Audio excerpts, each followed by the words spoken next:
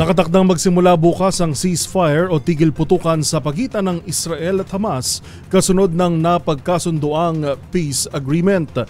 Ang mga balita mula sa ibayong dagat tinutukan sa Global Headlines Report ni James Galange.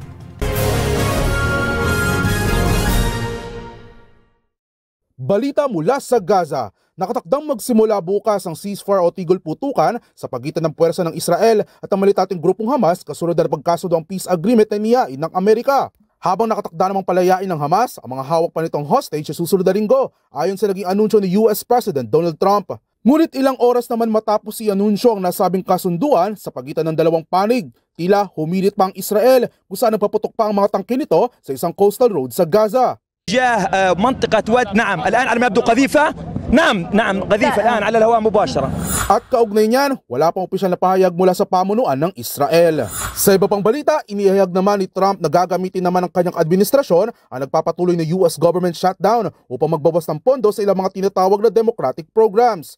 Ngunit hindi pa malinaw sa ngayon kung anong partikular na programa ng mga Demokrat ang babawasan ng pondo habang magpapatuloy naman ng mga proyekto na hawak ng mga Republican. Yan ay dahil mas isinisisi ni Trump ang nagpapatuloy na shutdown sa mga Democrat na siya nagpapatagal sa pagpasa ng kanilang budget resolution.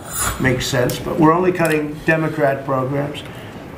But we're going to start that, and we have Russell, we can talk to you about it if he wants to, but we'll be cutting some very popular Democrat programs that aren't popular with Republicans, frankly, because that's the way it works. They wanted to do this, so we'll give them a little taste of their own medicine. At yan naman nakalap nating balita mula sa iba't ibang panig ng mundo. Para sa MBC TV Network News, ito si James Galange ng DZRH TV, una sa Pilipinas, una sa Pilipino.